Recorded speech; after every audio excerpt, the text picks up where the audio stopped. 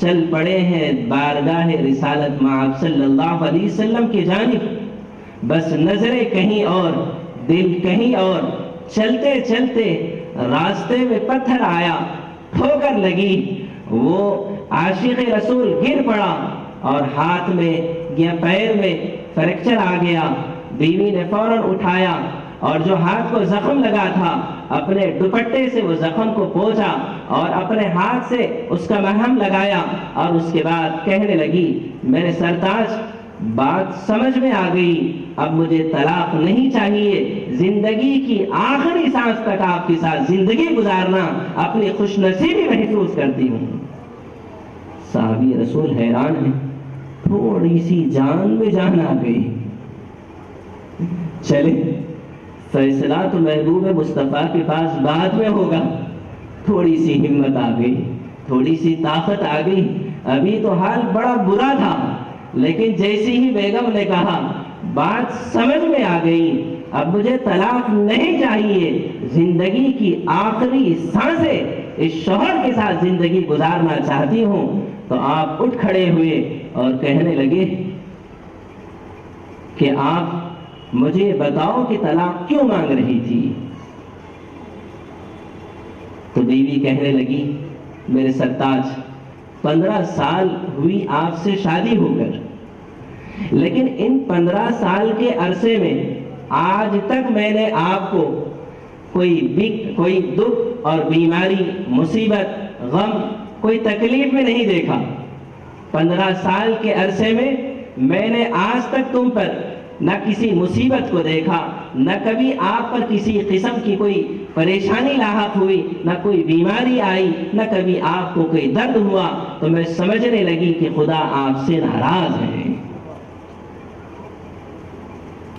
خدا جس سے راضی ہوتا ہے اس پر بیماریاں آتی ہیں، پریشانیاں آتی ہیں، مصیبتیں اور تکلیفوں میں آزمایا جاتا ہے۔ تو میں نے 15 سال کے طویل عرصے میں آپ پر کبھی بھی کسی قسم کی کوئی بیماری اور مصیبت میں نہیں دیکھا، تو سوچی کہ ایسے شخص کے ساتھ زندگی گزارنا بیکار ہے جس سے خدا ناراض ہے۔ لیکن اب دیکھی کہ آپ پر مصیبت آ پڑی تو سمجھ گئی نہیں خدا آپ سے راضی ہے۔ جب خدا آپ سے راضی ہے تو میری 100 جانیں اوپر آپ پر قربان، زندگی کی آخری سانسیں آپ کی اطاعت اور آپ کی خدمت میں گزار دوں گی۔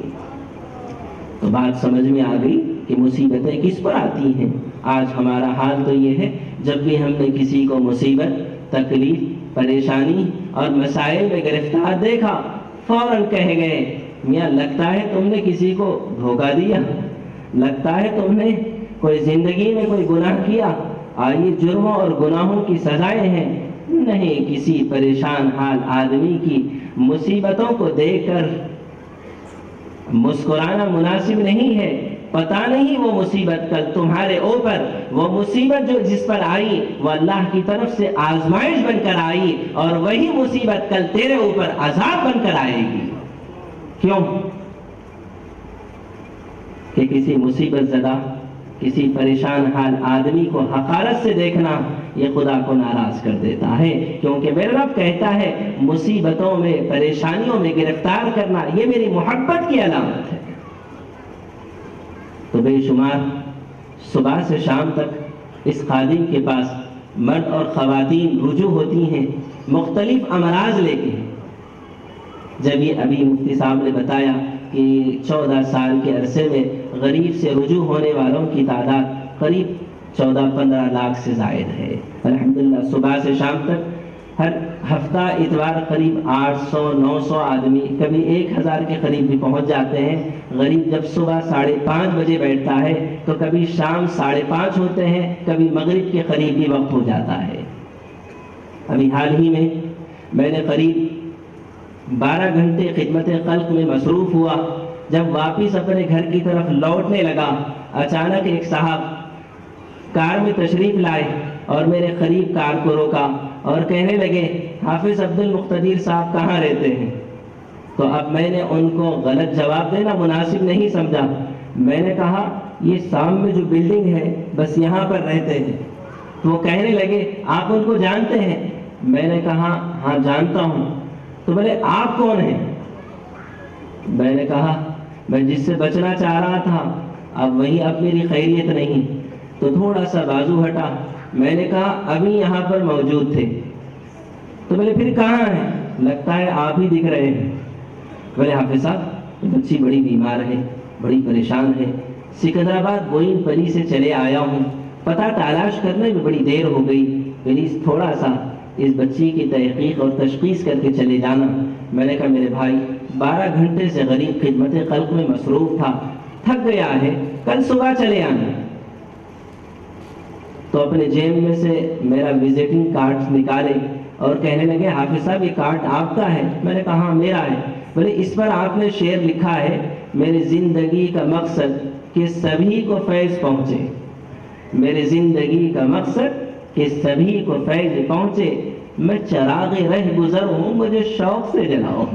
بولے حافظ صاحب آپ کہہ رہے ہیں کہ میں چراغ رہ گزر ہوں مجھے شوق سے جلاؤ، میں اتنی دور سے جلانے آیا اور اب چلے جا رہے ہیں. الحمدللہ 12 ساڑھے 12 گھنٹے بیٹھنے کے باوجود بھی الحمدللہ بی پی نارمل تھا. مسکرا کر میں نے کہا میرے بھائی آپ نے اس شعر کے مطلب کو سمجھا؟ بولے کیا مطلب ہے؟ میں نے کہا چراغ میں تیل ہے تو جلاؤ. 12.5 گھنٹے تیل چراغ جلتے جلتے تیل ختم ہو گیا، اب صرف بتی بچی ہے. اب آپ کہتے ہیں بتی نکالو اور جلاؤ، تو اس کا مطلب ہوا نہ رہے باس نہ بجے بانسری ہے. تو میں نے کہا بھائی اب ذرا پیٹرول ڈال لوں گا اس میں، کل صبح چلے آنا. تو مسکرا کر کہنے لگے ٹھیک ہے حافظ صاحب چلتا ہوں.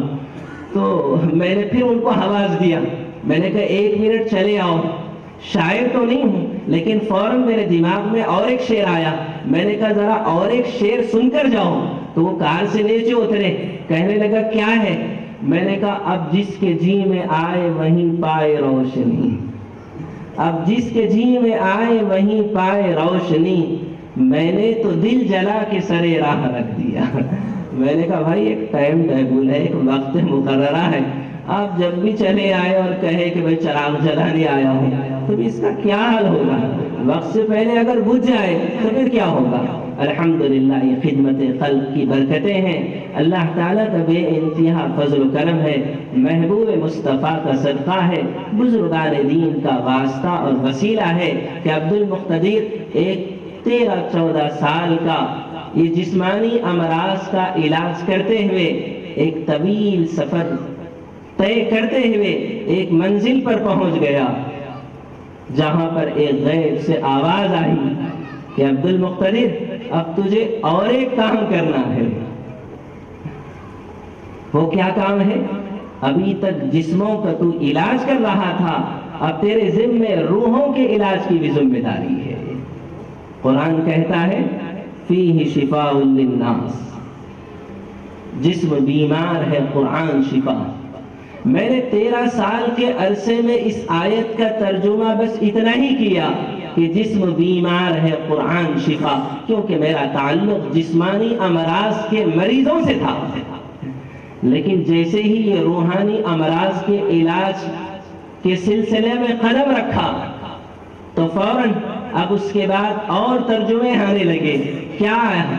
جسم بیمار ہے قرآن شفا، روح بیمار ہے قرآن شفا، ماحول بیمار ہے قرآن شفا، معاشرہ بیمار ہے قرآن شفا، معاشرت بیمار ہے قرآن شفا، عدالت بیمار ہے قرآن شفا، حکومت بیمار ہے قرآن شفا، سیاست بیمار ہے قرآن شفا، صحافت بیمار ہے قرآن شفا، تجارت بیمار ہے قرآن شفا، زراعت بیمار ہے قرآن شفا، گھر بیمار ہے قرآن شفا، ماحول بیمار ہے قرآن شفا، ازواجی زندگی بیمار ہے قرآن شفا.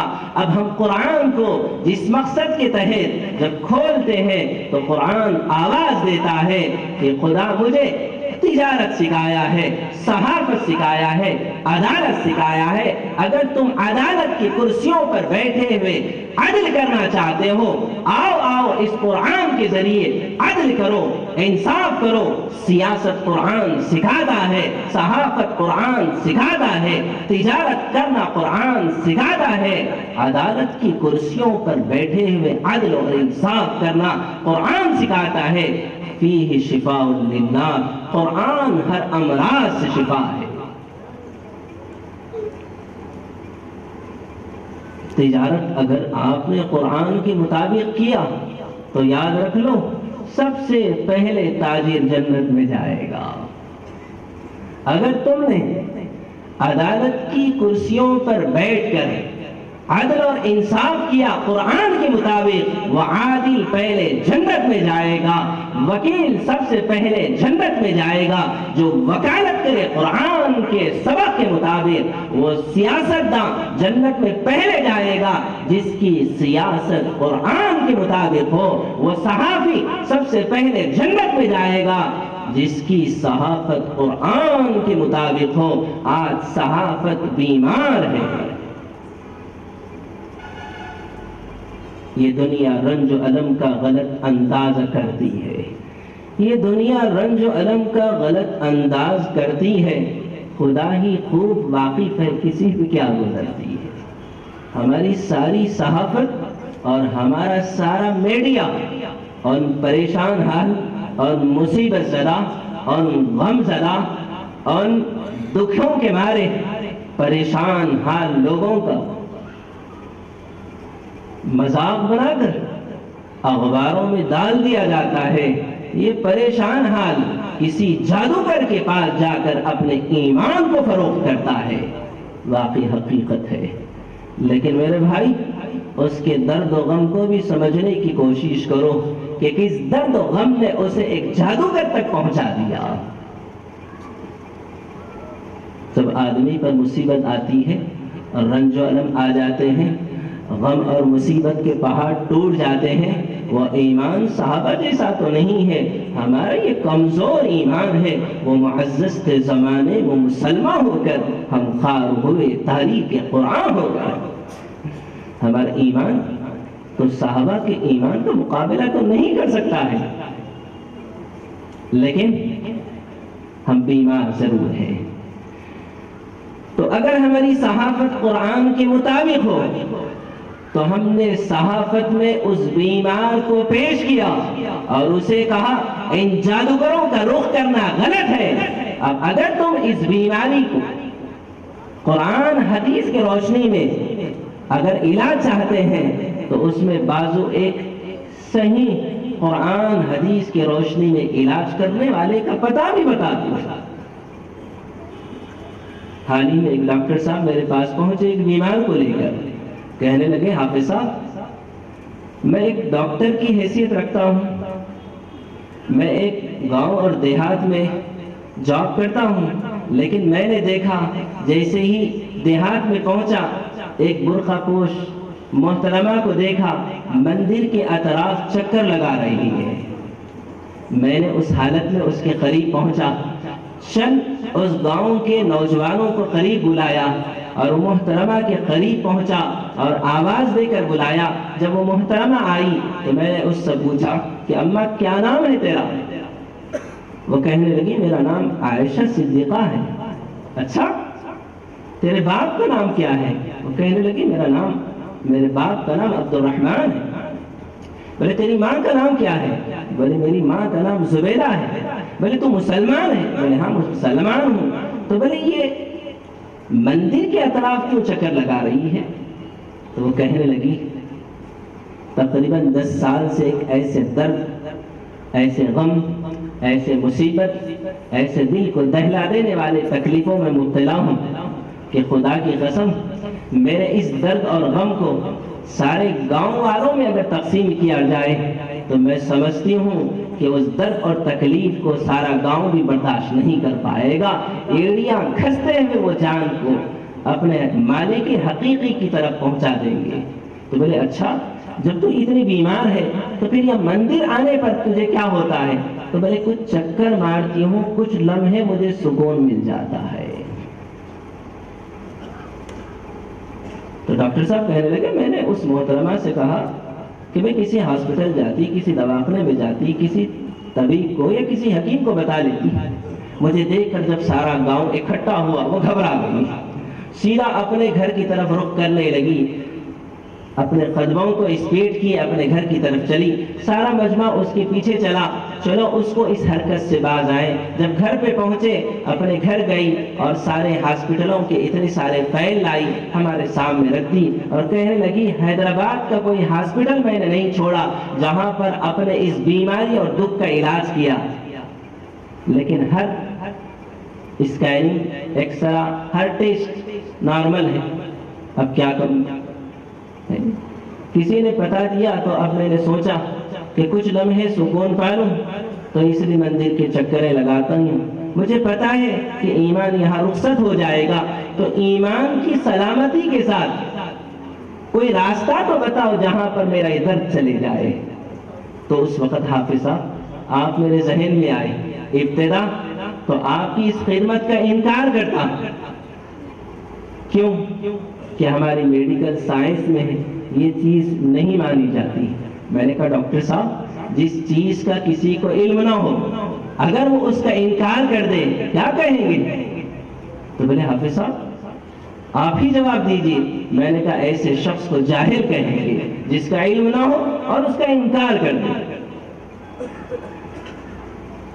آپ کا علم محدود، میرا علم محدود، اور اللہ کا علم لامحدود،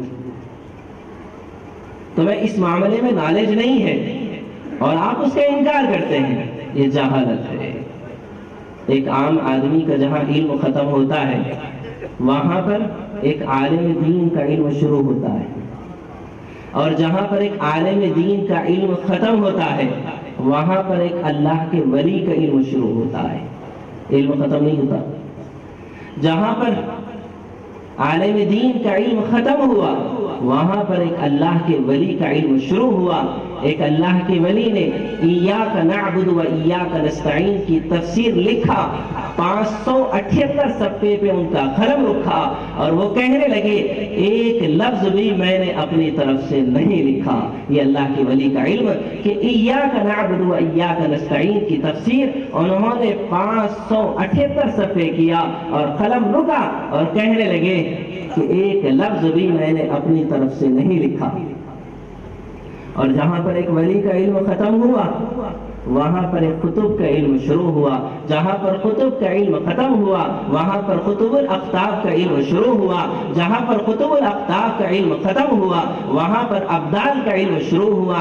جہاں پر ابدال کا علم ختم ہوا وہاں پر صحابہ کا علم شروع ہوا۔ جہاں پر صحابہ کا علم ختم ہوا وہاں پر سارے انبیاء کا علم شروع ہوا۔ جہاں پر 1,23,000 انبیاء کا علم ختم ہوا وہاں پر آپ کے میرے پیارے محبوب مصطفیٰ، حبیب مصطفیٰ، رحمت للعالمین محمد عربی صلی اللہ علیہ وسلم کا علم شروع ہوا۔ جہاں پر محبوب کا علم ختم ہوا وہاں پر خالق کائنات کا علم شروع ہوا، اور خالق کائنات کا علم لامحدود ہے۔ ڈاکٹر صاحب حیران ہوئے، کہنے لگے حافظ صاحب چلے ٹھیک ہے، آپ کی یہ ساری باتیں آج مجھے بڑی متاثر کی۔ اب سب سے پہلے اس بیمار کا علاج کرنے سے پہلے میرے بیمار کا آپ نے علاج کر دیا۔ آپ کے ہاتھ پر اب میں بیعت کر لیتا ہوں، توبہ کرتا ہوں کہ واقعی میرا علم محدود تھا، میں اپنے علم کی روشنی میں سمجھتا جو علم حافظ صاحب کے پاس ہے وہ غلط ہے، دھوکہ ہے، جھوٹ ہے۔ نہیں، آج سمجھ میں آ گیا یہ علم بھی ہے جو اللہ کی طرف سے عطا کردہ ہے۔ وہ کیا ہے؟